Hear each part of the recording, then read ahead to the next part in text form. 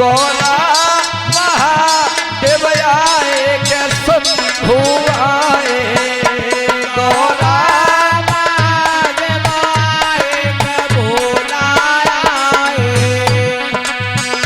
बिटिया रही नहाई गौरा महादेव आए बिटिया रही नहाए गौरा महादेव आए सखिया रही नहाए गौरा महादेव आए। जैसे ही नहा रही सखियां सामने नजर पड़ी एक सखी की और देख रही भोले बाबा पार्वती को। देखो एक बोली है चतुर गुजरिया चतुर बिटरिया एक बोली है चतुर गुजरिया चतुर बिटरिया एक बोली है चतुर गुजरिया चतुर बिटरिया एक बोली है चतुर गुजरिया चतुर बिटरिया।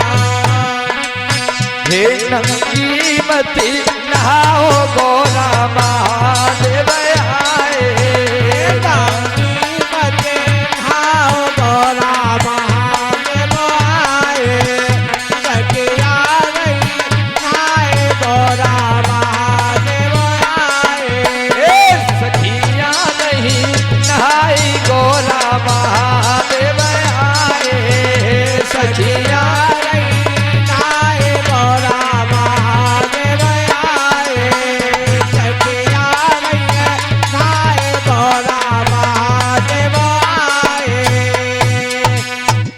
आज जैसे ही भोले बाबा पार्वती का आगमन हुआ एक सखी कहने लगी बहन हम जल में नग्न स्नान कर रही हैं भोले बाबा पार्वती जी आ रहे हैं और अभी आके क्रोधित तो होंगे हो सकता है श्राप भी दे दे।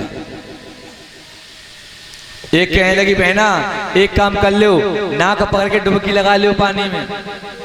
दूसरी सखी कहने लगी पागल मत बने भोले बाबा ऐसे भांग धतूरे पीवे बारे हैं जो पेड़ के नीचे बैठ गए और चिलम झूल ली उनने तो वो घंटे तक उठवे बारी ना नाक पकड़े पकड़े मारे भले मुझे अंदर। तो क्या करें वो जल्दी कपड़े पहनो भागी बाहर निकल करके। तो विलोम वहां हो गया। जो देवयानी थी उसने सर्विष्ठा के कपड़े पहन लिए और जो सर्विष्ठा थी उसने देवयानी के कपड़े पहन लिए। जैसे ही सर्विष्ठा के कपड़े पहने देवयानी ने क्रोध आ गया क्यों जी तूने मेरे वस्त्र क्यों पहने। वो कहने लगी देख बहन हम तुम साथ साथ रहते हैं हम तुम सहेली हैं और हमने तुम्हारे कपड़ा पहन लिया तो क्या है वो। बोले नहीं तू एक भिखमंगे की पुत्री है तू ब्राह्मण कन्या है और मैं एक राजा की पुत्री हूं तेरी हिम्मत कैसे हुई राजा की पुत्री कपड़े पहनने की।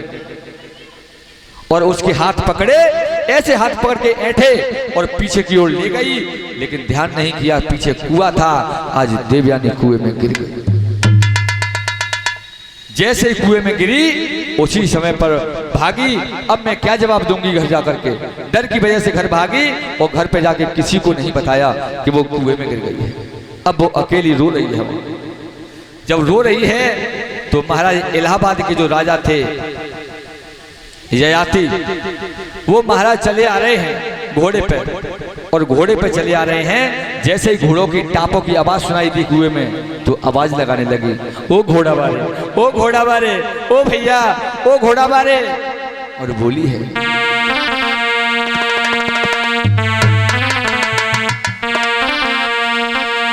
अरे घोड़ा बारे जानन रुकी गई और ठहर जइयो घोड़ा बारे बटोई निक रुक जइयो निक ठहर जइयो बाले बटोई निक रुक जइयो निक ठहर जइयो घोड़ा बाले बटोई निक रुक जइयो निक ठहर जइयो। ओ घोड़ा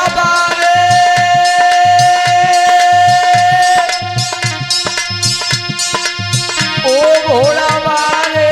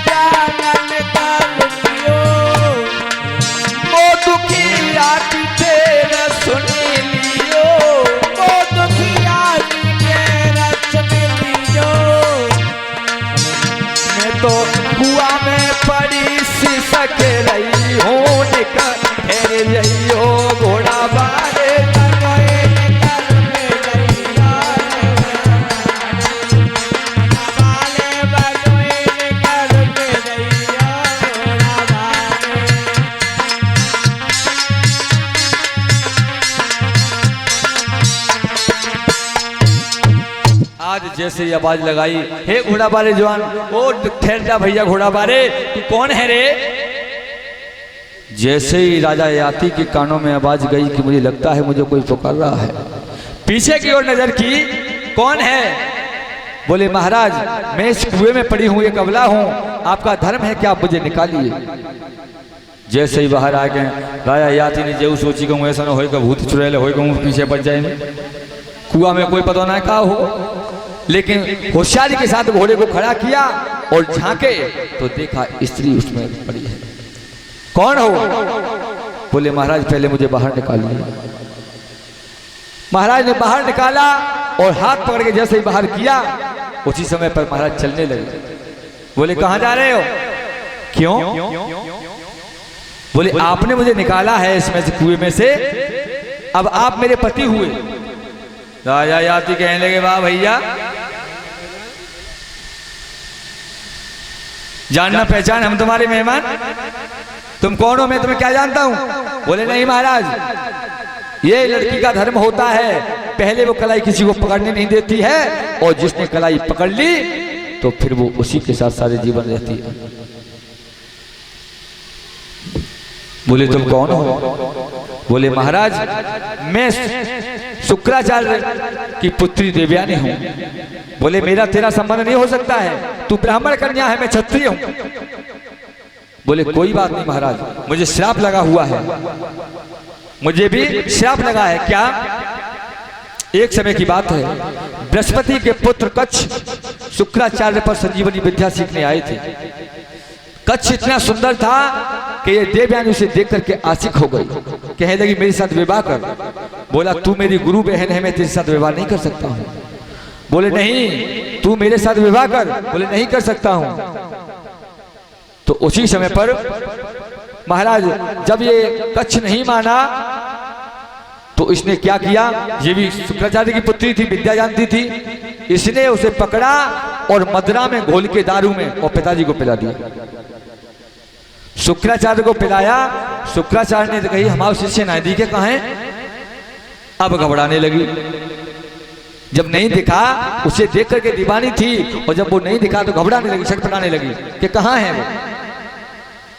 तो पिताजी ने कही कहाँ है? बोले पिताजी अम्बा से नाराज है, हमने तुम्हें गोले के पिलाए तो तुम्हारे पेट में। शुक्राचार्य जी कहने लगे पागल हो गई है? बोले क्या करूं? वो मेरी बात नहीं सुन रहा था, मैंने तुम्हें घोल के पिला दिया।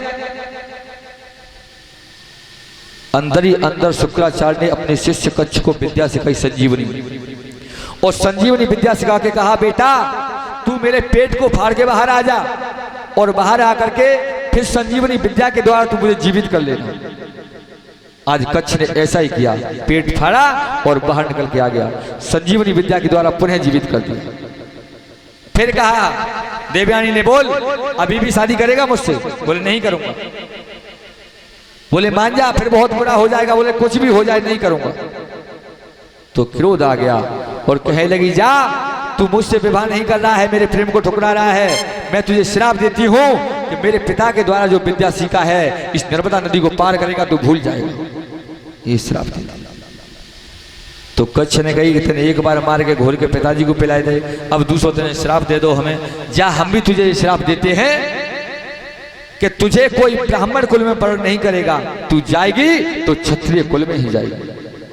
तो महाराज मुझे ये श्राप है उस कच्छ का कि मेरा विवाह होगा तो क्षत्रिय से ही होगा और आप क्षत्रिय हो।